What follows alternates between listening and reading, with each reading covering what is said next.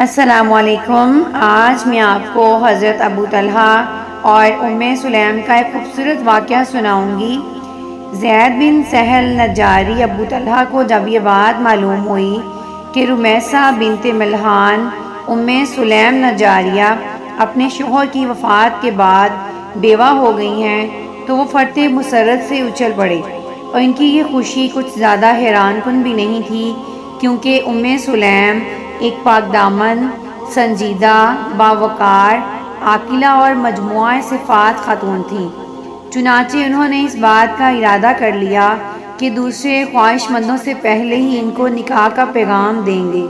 ان کو اس بات کا پورا اطمینان تھا کہ سلیم ان کے مقابلے میں کسی دوسرے کو ترجیح نہیں دے سکتی، کیونکہ وہ مردانگی کا کامل نمونہ، معاشرے میں اونچے مقام کے مالک اور ایک دولت مند شخص تھے۔ اس کے علاوہ وہ اپنے قبیلے بنو نجار کے مشہور شہ سوار اور یثرب کے معدود چند اور نامور تیر اندازوں میں سے تھے۔ یہ سوچ کر حضرت ابو طلحہ سلیم کے گھر کی طرف چل پڑے، لیکن راستے میں ان کو خیال آیا کہ سلیم مکہ سے آئے ہوئے دائی مصعب بن عمیر رضی اللہ تعالیٰ عنہ کی باتیں سن کر حضرت محمد مصطفیٰ صلی اللہ علیہ وآلہ وسلم پر ایمان لا چکی ہیں اور ان کے دین کی پیروی اختیار کر چکی ہیں، مگر تھوڑی دیر بعد انہوں نے اپنے دل میں سوچا کہ اس میں کیا حرج ہے، کیا ان کا پہلا شوہر جس کا ابھی انتقال ہوا ہے اپنے آباء و اجداد کے دین پر قارب بند اور حضرت محمد صلی اللہ علیہ وآلہ وسلم اور ان کی دعوت سے بے تعلق نہیں تھا۔ یہ سوچ کر ابو طلحہ نے سلیم کے دروازے پر دستک دی اور سلیم نے ان کو اندر آنے کی اجازت دے دی۔ اس وقت ان کا بیٹا انس بھی وہاں موجود تھا۔ ابو طلحہ نے بات چھیڑ دی اور حرف مدعا زبان پر لائے، لیکن اس وقت وہ سخت حیران ہوئے جب سلیم نے ان کی توقع کے خلاف جواب دیا۔ انہوں نے کہا، ابو طلحہ، آپ جیسے شخص کی بات رد نہیں کی جا سکتی، لیکن جب تک آپ کفر پر قائم ہیں میں آپ سے نکاح نہیں کر سکتی۔ ابو طلحہ نے سمجھا کہ سلیم بہانہ کر رہی ہیں، دراصل وہ کسی ایسے شخص کو میرے اوپر ترجیح دے چکی ہیں جو مال اور افرادی قوت کے لحاظ سے مجھ سے برتر ہے۔ چنانچہ انہوں نے کہا، سلیم، خدا کی قسم میں سمجھتا ہوں کہ تمہارے انکار کی اصل وجہ یہ نہیں ہے۔ تو سلیم نے پوچھا، پھر کیا ہے میرے انکار کی اصل وجہ؟ تو ابو طلحہ نے جواب دیا، سونا چاندی اور مال و دولت۔ سونا چاندی؟ سلیم نے حیرت کا اظہار کیا۔ ہاں، ابو طلحہ نے کہا۔ تو سلیم نے کہا، ابو طلحہ، میں آپ کو اور اللہ کو اور اس کے رسول کو گواہ بنا کر کہتی ہوں کہ اگر آپ اسلام قبول کر لیں تو میں سونا چاندی اور مال و دولت کے بغیر آپ سے نکاح کر لوں گی اور آپ کے اسلام کو اپنا مہر قرار دوں گی۔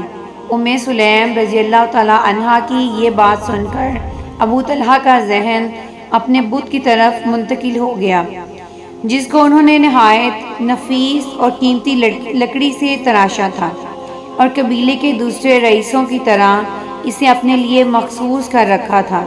لیکن سلیم رضی اللہ تعالیٰ عنہا نے موقع کو غنیمت سمجھتے ہوئے گرم لوہے پر مزید ضرب لگائی۔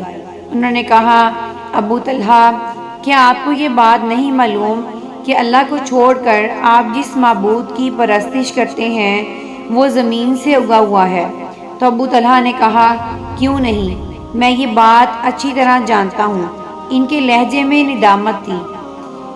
تو سلیم نے کہا، کیا آپ کو کبھی اس بات پر شرمندگی کا احساس نہیں ہوتا کہ درخت کے ایک ٹکڑے کو معبود بنا کر آپ اس کی پوجا کرتے ہیں اور اسی درخت کے دوسرے ٹکڑے کو کوئی دوسرا شخص آگ جلانے کے لیے ایندھن کے طور پر استعمال کرتا ہے اور اسے کھانا پکاتا ہے؟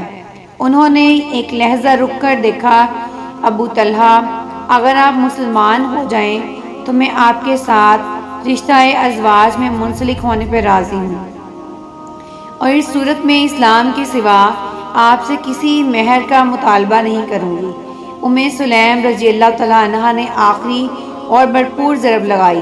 مجھے دارہ اسلام میں داخل کون کرے گا؟ ابو طلحہ نے پوچھا۔ تو ام سلیم نے کہا یہ کام میں خود کر لوں گی۔ تو ابو طلحہ نے وضاحت چاہی کہ وہ کس طرح؟ تو ام سلیم نے ان کو بتایا وہ اس طرح کہ آپ اپنی زبان سے کلمہ حق ادا کرتے ہوئے اس بات کی شہادت دیں کہ اللہ کے سوا کوئی معبود نہیں اور محمد صلی اللہ علیہ وآلہ وسلم اللہ کے رسول ہیں۔ پھر آپ اپنے گھر جائیے اور اپنے اس بت کو توڑ کر پھینک دیں جسے آپ نے بہت نفاست سے تراشا ہوا ہے۔ حضرت ام سلیم رضی اللہ تعالیٰ عنہا نے سمجھاتے ہوئے کہا۔ یہ سن کر ان کا چہرہ فرط مسرت سے جگمگا اٹھا اور وہ بے ساختہ بول اٹھے کہ اللہ کے سوا کوئی معبود نہیں اور محمد صلی اللہ علیہ وآلہ وسلم اللہ کے رسول ہیں۔ پھر انہوں نے حضرت ام سلیم رضی اللہ تعالیٰ عنہا سے نکاح کر لیا۔ مسلمان اس نکاح کے متعلق کہتے ہیں کہ ہم نے آج تک کسی مہر کے بارے میں نہیں سنا جو ام سلیم کے مہر سے زیادہ بہتر اور قیمتی ہو۔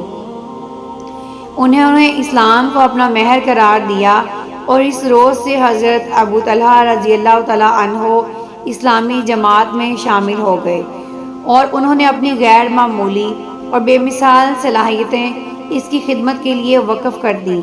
وہ ان 70 افراد میں سے تھے جو بیعت عقبہ میں شریک ہوئے۔ اس وقت ان کے ساتھ ان کی بیوی حضرت ام سلیم رضی اللہ تعالیٰ عنہا بھی تھیں۔ وہ ان 12 آدمیوں میں سے تھے جن کو رسول اللہ صلی اللہ علیہ وآلہ وسلم نے مسلمانان یثرب کا نقیب بنایا تھا۔ وہ تمام غزوات میں آپ صلی اللہ علیہ وآلہ وسلم کے ہم رکاب رہے اور ان میں غیر معمولی شجاعت و جواں مردی کا مظاہرہ کرتے رہے۔ لیکن ان کا سب سے بڑا اور ناقابل فراموش دن یوم احد ہے جس کی رداد یہ ہے۔ حضرت ابو طلحہ رضی اللہ تعالیٰ عنہ کو رسول اللہ صلی اللہ علیہ وآلہ وسلم کے ساتھ بے انتہا محبت تھی، ایسی محبت جس کی جڑیں ان کے دل کی گہرائیوں میں اتری ہوئی تھیں، ایسی محبت جو ان کی رگوں میں خون کے ساتھ گردش کرتی تھی۔ ان کا حال یہ تھا کہ نہ آپ کے چہرہ انور کو دیکھنے سے کبھی آسودہ ہوتے اور نہ کبھی آپ کی پیاری باتیں سننے سے سیراب ہوتے، اور جب کبھی تنہائی میں آپ کے پاس ہوتے تو گھٹنوں کے بل بیٹھ کر کہتے کہ آپ صلی اللہ علیہ وآلہ وسلم میری جان آپ پر قربان، میرا چہرہ آپ کے لیے ڈھال ہے۔ جنگ احد میں جب ایک موقع پر مسلمان آپ صلی اللہ علیہ وآلہ وسلم کو چھوڑ کر منتشر ہو گئے اور مشرکین نے ہر طرف سے آپ پر دعویٰ بول دیا، آپ صلی اللہ علیہ وآلہ وسلم کے دندان مبارک شہید ہو گئے، پیشانی اور ہونٹوں کو زخمی کر دیا گیا اور چہرہ مبارک کو لہو لہان کر دیا گیا، یہاں تک کہ آپ کے دشمنوں نے یہ افواہ اڑا دی کہ نعوذ باللہ محمد صلی اللہ علیہ وآلہ وسلم قتل کر دیے گئے ہیں، جس سے مسلمانوں کے حوصلے بالکل پست ہو گئے اور وہ دشمنوں کے سامنے سے شکست کھا کر بھاگنے لگے۔ اس کٹھن وقت میں آپ صلی اللہ علیہ وآلہ وسلم کے ساتھ صرف چند آدمی رہ گئے تھے اور حضرت ابو طلحہ ان میں پیش تھے۔ حضرت ابو طلحہ رضی اللہ تعالیٰ عنہ کے آگے ایک مضبوط اور غیر متزلزل پہاڑ کی طرح کھڑے ہو گئے۔ آپ صلی اللہ علیہ وآلہ وسلم نے کفار کے تیروں اور نیزوں سے بچنے کے لیے ان کی آڑ لے رکھی تھی۔ انہوں نے کمان کی تان چڑھائی اور اس پر تیر جوڑ کر آپ صلی اللہ علیہ وآلہ وسلم کی طرف سے دفاع کرتے ہوئے کفار پر تیروں کی بارش کر دی۔ جب آپ صلی اللہ علیہ وسلم ان کے پیچھے سے جان کر یہ دیکھنے کی کوشش کرتے کہ ان کے تیر کہاں گر رہے ہیں تو وہ زخمی ہونے کے خوف سے یہ کہتے، آپ صلی اللہ علیہ وسلم کو پیچھے ہٹا دیتے کہ میرے ماں باپ آپ پہ قربان ہوں، آپ ان کی طرف نہ جھانکیں، کہیں وہ آپ کو زخمی نہ کر دیں، میری گردن آپ پر نثار، میری جان آپ پر فدا، میں آپ کے آگے سینہ سپرد ہوں۔ جس طرح حضرت ابو طلحہ رضی اللہ تعالیٰ عنہ جنگ کے مواقع پہ بے دریغ اپنی جان کا نذرانہ پیش کرنے کے لیے حاضر رہتے، اسی طرح بلکہ اس سے بھی بڑھ کر انفاق فی سبیل اللہ کہ ہر موقع پر اپنا مال خرچ کرنے میں بھی کوئی کوتاہی سے کام نہ لیتے۔ انہی مواقع میں سے ایک موقع یہ تھا کہ ان کے پاس کھجوروں اور انگوروں کا ایک باغ تھا جو اپنے درختوں کی کثرت، پھلوں کی عمدگی اور پانی کی شیرینی کے لحاظ سے یثرب کے تمام باغوں سے بہت اچھا تھا۔ ایک روز حضرت ابو طلحہ رضی اللہ تعالیٰ عنہ اس کے گھنے سائے میں کھڑے نماز پڑھ رہے تھے۔ اچانک ایک خوش لحان پرندے نے ان کی توجہ اپنی طرف مبذول کر لی، جس کے پر سبز، چونچ سرخ اور پاؤں رنگین تھے۔ وہ درختوں کی شاخوں پر خوشی سے چہچہاتا، رقص کرتا اور پھدکتا پھر رہا تھا۔ حضرت ابو طلحہ رضی اللہ تعالیٰ عنہ کو یہ منظر اتنا بھلا معلوم ہوا کہ تھوڑی دیر کے لیے وہ اس کی دلکشی میں کھو گئے۔ جب ان کی توجہ نماز کی طرف واپس آئی تو وہ بھول چکے تھے کہ انہوں نے کتنی رکعتیں پڑھی ہیں، 2 یا 3۔ وہ سوچتے رہ گئے مگر کچھ یاد نہیں آیا۔ وہ نماز ختم کر کے آپ صلی اللہ علیہ وآلہ وسلم کی خدمت میں حاضر ہوئے اور آپ صلی اللہ علیہ وسلم سے اپنے نفس کی شکایت کی، جس کو باغ، اس کے گھنے سائے دار درختوں اور اس کی خوش نواز پرندوں نے نماز سے غافل کر دیا۔ پھر انہوں نے کہا، یا رسول اللہ، آپ گواہ رہیں، میں اس باغ کو اللہ کی راہ میں صدقہ کر رہا ہوں، آپ اس کو جس مصرف میں چاہیں صرف کر دیں۔ حضرت ابو طلحہ رضی اللہ تعالیٰ عنہ نے اپنی پوری زندگی صائم النہار اور مجاہد فی سبیل اللہ کی حیثیت سے گزاری اور اسی حالت میں آپ اس دنیا سے چلے گئے۔ بیان کیا جاتا ہے کہ وہ رسول اللہ صلی اللہ علیہ وآلہ وسلم کے بعد تقریباً 23 سال زندہ رہے۔ یہ پوری مدت انہوں نے روزے کی حالت میں گزاری اور ایام عیدین کے سوا جن کے روزے حرام ہیں انہوں نے کوئی روزہ نہیں چھوڑا۔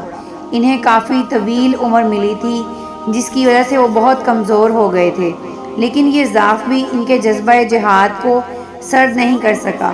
وہ بڑی پابندی کے ساتھ اللہ کی راہ میں جہاد کرتے اور اقامت دین کی فوجی مہمات میں شریک ہوتے۔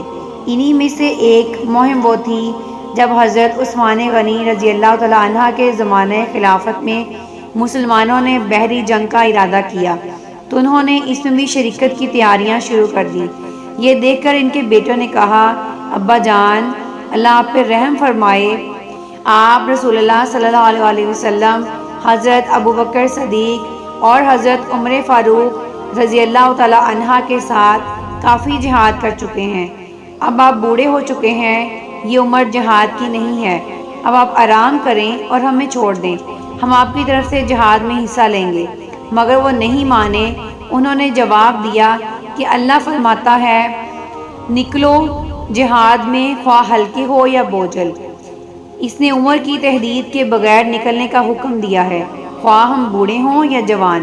اور جب حضرت ابو طلحہ رضی اللہ تعالیٰ عنہ مسلمانوں کی فوج کے ساتھ بحری جہاز میں سوار سمندر کا سفر کر رہے تھے تو آپ سخت بیمار پڑ گئے اور اسی بیماری میں اپنے رب سے جا ملے، اور انتقال کے بعد ان کو دفن کرنے کے لیے صحابہ کرام رضی اللہ تعالیٰ عنہ کسی جزیرے کی تلاش میں تھے، مگر 7 روز سے پہلے ان کو اپنے اس مقصد میں کامیابی نہیں مل سکی، اور اس دوران ان کی لاش کپڑے سے ڈکی ہوئی ان کے درمیان رکھی رہی اور اس میں کسی قسم کا تغیر واقع نہیں ہوا۔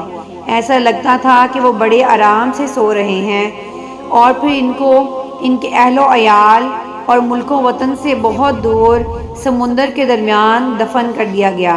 اللہ حضرت ابو طلحہ رضی اللہ تعالیٰ عنہ کی قبر پہ 1000 رحمتیں نازل فرمائے۔ امید کرتی ہوں آپ کو یہ سٹوری بہت اچھی لگی ہوگی۔ خوش رہیں، دعاؤں میں یاد رکھیں اور دوسروں کے لیے آسانیاں پیدا کریں۔ اللہ حافظ۔